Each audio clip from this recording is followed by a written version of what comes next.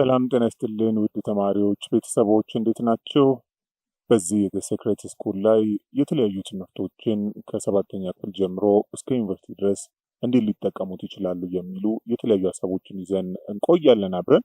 በዚህ ቆይታችን ውስጥ ደግሞ በዋነኝነት ከትምህርት ከፈተና ባለፈ ለህይወታችን እንዴት አውርደን እንጠቀማቸዋለን፣ በይበልጥም ደግሞ ተማሪዎች ሲማሩ እነዚህ ትምህርቶች እኮ ወደፊት አይጠቅሙንም የሚሉትን እንዴት ልንጠቀምባቸው እንችላለን የሚለውን አብረን እያየን ቆይታ እናደርጋለን። ዛሬ ከሰባተኛ ክፍል የጀነራል ሳይንስ መነሻ እናደርግና በቀጣይ ደግሞ ብዙ ሀሳቦችን እያወራን ቆይታ እናደርጋለን። ከሴክሬት ስኩል ጋር አብራችሁን ቆዩ።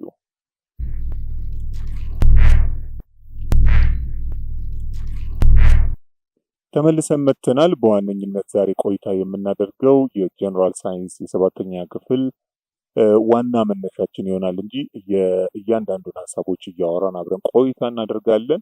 ከዚህ ተነስተን ውስጥ ምን ሀሳቦች አሉ፣ ሳይንስ ምንድን ነው የሚለውን እናወራለን። የመጀመሪያው ዛሬ ቆይታ የምናደርገው በሰባተኛ ክፍል የምዕራፍ 1 ስለ ቤዚክ ኮንሰፕት ኦፍ ሳይንስ ነው እያወራን ቆይታ የምናደርገው። ቤታችሁም ደግሞ ለጥናት ይመቻችኋል። አብረን እያወራን በቀላሉ መሬት ላይ እያወረድናቸው ነው አብረን ቆይታ የምናደርገው። ኔቸር ኦፍ ሳይንስ ብራንች የሚለው የመጀመሪያው ቆይታ የምናደርግበት ነው። በውስጡ ግን በጣም ውስጡ ዝርዝር አድርገን ስለምናወራ አንዷን ሀሳብ ብቻ አውርተን እያንዳንዱን ፕሮግራም ለየብቻ እናደርጋቸዋለን። ስለዚህ የመጀመሪያው የሚሆነው ስለ ሳይንስ ስናወራ በገጽ 3 ላይ ያለውን የሳይንስን ዋና ጽንሰ ሀሳብ የምንነጋገርበት ይሆናል። ስለዚህ ሳይንስን ሌሎችንም ሀሳቦች እዚህ ውስጥ እያየን ቆይታ እናደርጋለን። እዚህ ምስል ላይ የምታዩቸው በእያንዳንዱ ክፍሎች ለየብቻ እያወራናቸው አብረን ቆይታ የምናደርጋቸው ነው የሚሆነው። ስለዚህ በጥሞና ተከታተሉ። በጣም ቀላል ናቸው ሀሳቦቹ። እነሱን ሀሳቦች ደግሞ እያወራን ስንሄድ ወዲያው ሀሳቦቹ ትረዱታላችሁ በጣም በቀላሉ ስለምንነጋገር። የመጀመሪያው ይሄ አሁን የምናወራው ሀሳብ እስከ ዩኒቨርሲቲ በህይወታችሁም ውስጥ ሁልጊዜ ልትጠቀሙት የምትችሉት ሀሳብ ነው። በዚህኛው ቪዲዮ ላይ ይህኛዋን ብቻ ከፍለን እናያለን። በቀጣዩ ደግሞ ሌሎችን እያወራንባቸው ቆይታ እናደርጋለን። የመጀመሪያው ይሄ ከገባችሁ ሙሉ በሙሉ ሳይንስ በጣም ቀላል እንደሆነ የምትረዱበት ምዕራፍ ነው የሚሆንላችሁ። The word science came from a Latin word የላቲን ቃል ሲሆን ይህም ደግሞ ሳይንታ የሚል በላቲኖች የሚጠቀሙት ቃል ነው። ይህ ደግሞ ማለት ኖውሌጅ ማለት ነው። ይህ ሳይንታ የሚለው ቃል በቀጥታ ከላቲን ወርድ ስንወስደው እውቀት የሚለውን አቻ ፍቺ ይዛል። but እኛውን ስንጠቀመው ሳይንስ is not just about having a knowledge እውቀት ያዝኝ ወይም ደግሞ ያስኩኝ የሚለው ብቻ ሳይሆን science is a systematic method of gain knowledge። አሁን ከጎን የምታዩት the scientific method ወይም the scientific method የሚለው የሲስተማቲክ ሜቶድ ሀሳቡን ይዞ የሚገኝ። ስለዚህ ዛሬ እችኛዋን ሀሳብ ስናወራ ማንም ሰው ሳይንቲስት እንደሆነ ትመለከቱበታላችሁ። ወይም ደግሞ ሳይንቲስት ራሱ ማለት ምን ማለት ነው የሚለው በደንብ እንመለከታለን። about the physical, natural and social እነዚህ በፊዚካሉም በናቹራልም በሶሻልም። ፊዚካል ማለት የምንጨብጣቸው የምንነካቸው የምንዳስሳቸው ጉዳዮች፣ ናቹራል ደግሞ ይሄ ተፈጥሯዊ የሆኑ ዓለም ላይ ተፈጥሯዊ የምናገኛቸው።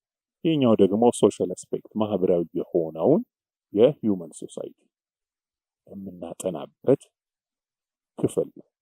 It provides an ordered way of learning about the nature of things የነገሮች መፈጠር ወይም ደግሞ ተፈጥሯዊ ሁኔታቸው based on observation አሁን የምናየው ከጎን በደንብ ዘርዝረን ስለምናወራው ነው። Evidence, science can indigenous or conventional የሚለውን ደግሞ በቀጣዩ ምዕራፍ እናያለን። ስለዚህ ሳይንስ ማለት ሲስተማቲክ ሜቶድን ተጠቅሞ ምን ማድረግ ጌን ኖውሌጅ ማድረግ ነው ወይም ደግሞ እውቀትን ማግኘት ማለት ነው። እንዴት ነው እውቀት የሚገኘው? አሁን ከጎን የምትመለከቱት ምስል ወይም ደግሞ ይህ ምስል እያወራልን ያለው እነዚህ ስቴፖች አንድ ሰው ከተከተለ አንደኛ ክፍል ይሁን 5ኛ ክፍል ይሁን 8ኛ ክፍል ይሁን እውቀትን ምን ማድረግ ይችላል?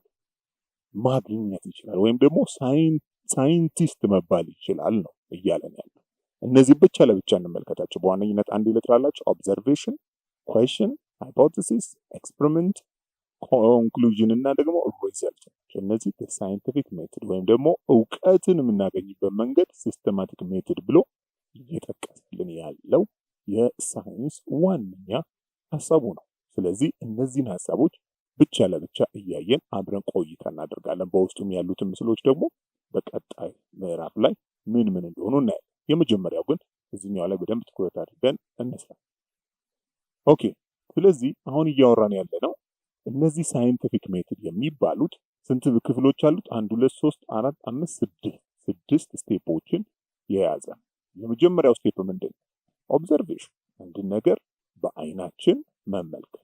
ኦብዘርቬሽን መመልከት ብቻ ሳይሆን በስሜት ዋሳችን አይን፣ ጆሮ ሊሆን ይችላል፣ ምላስ ሊሆን ይችላል፣ ቆዳችን በዳሰሳ ሊሆን ይችላል። አንደኛው ምንድነው? አፍንጫችን።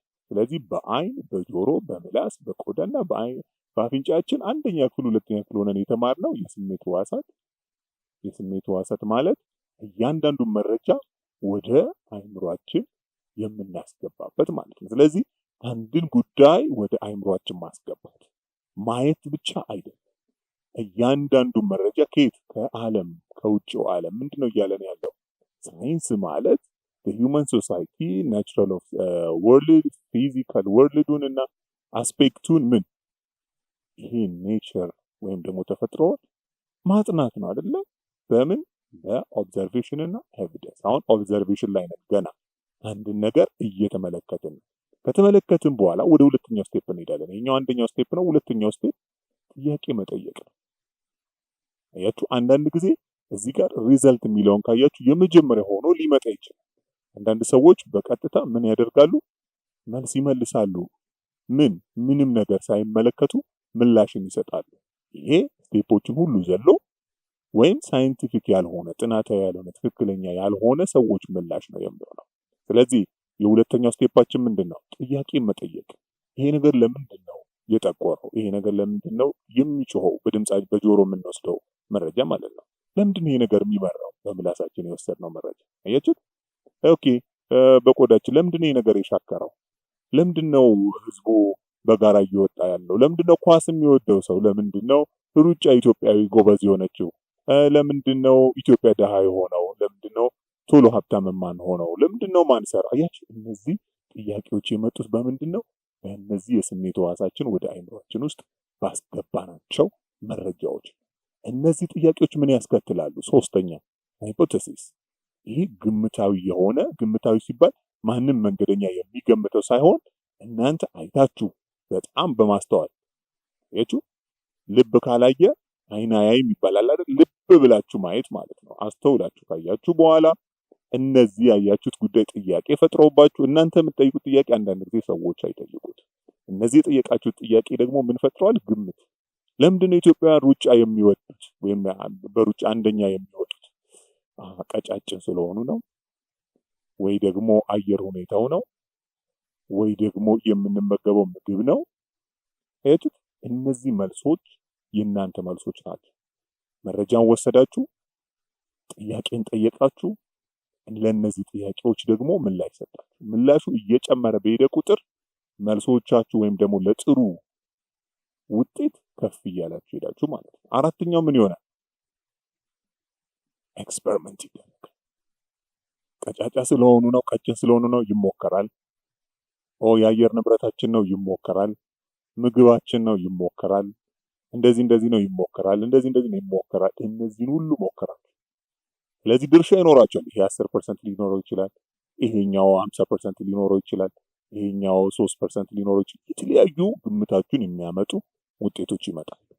ከዛስ እነዚህን ሁሉ ምን ታደርጋላችሁ? አምስተኛ ላይ ኮንክሉዥን ትሰራላችሁ። ኮንክሉዥኑ ምንድነው የሚያደርገው? ያጠቃልለዋል። ኦኬ፣ እነዚህ ውስጥ ይሄ የአየር ሁኔታው የተሻለ ፐርሰንት አለው። ይህ ማለት ወደ ኬንያም ስንሄድ አየር ሁኔታችን ስለሚቀራረብ እዛም ጥሩ ሯጮች አሉ።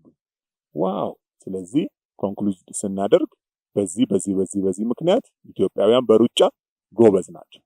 እዚህ ጋርስ ድሮ እንደ ሌሎች ሰዎች ደግሞ ወይም ማንኛውም የተለያዩ ሶሻል ሚዲያ ላይ እንደምናያቸው ሰዎች ብንመልስ አየን ሲሮጡ ዋው እንትና እኮ በቤተሰብ ነው በቃ። ይሄ መልስ ሊሆን ይችላል፣ ግን ምን መደረግ አለበት? ኤክስፐሪመንት መደረግ አለበት። ኤክስፐሪመንት ከተደረገ በኋላ ቼክ ከተደረገ በኋላ ምን ተደረገ? ኮንክሉዥን መጣለት። ይሄ ነው የሚል ውጤቱ ያሳየናል። ስድስተኛስ እስከዚህ ሁሉ የለፋንባቸው ምን ይሆናሉ? ሪዛልቱ ወይም ደግሞ ውጤቱ ምን ይደረጋል? በግልጽ ይቀመጣል። እዚህ ጋር ምን አድርገናል? ኤክስፐሪመንት አድርገነዋል። ኮንክሉድ አድርገነዋል። ኤክስፐሪመንት ያደረግናቸው ጉዳዮች አሉ። እነዚህ ሁሉ ይመጡና ውጤት።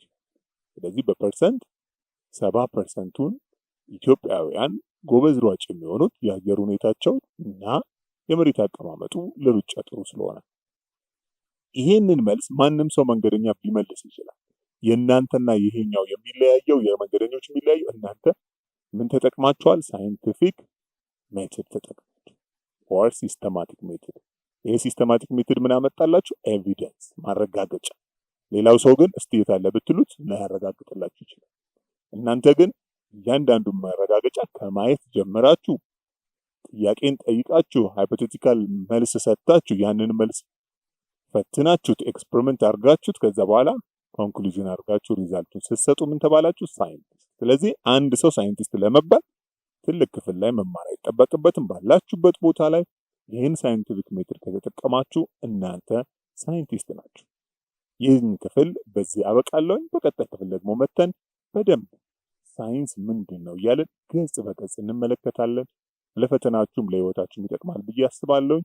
በእርግጠኝነት ከዚህ ትምህርት ጀርባ ያለው እናንተ አሁን ባላችሁበት ክፍል ሳይንቲስት መሆናችሁን እንድታረጋግጡና እንድታውቁ ብቻ ነው። መልካም ጊዜ።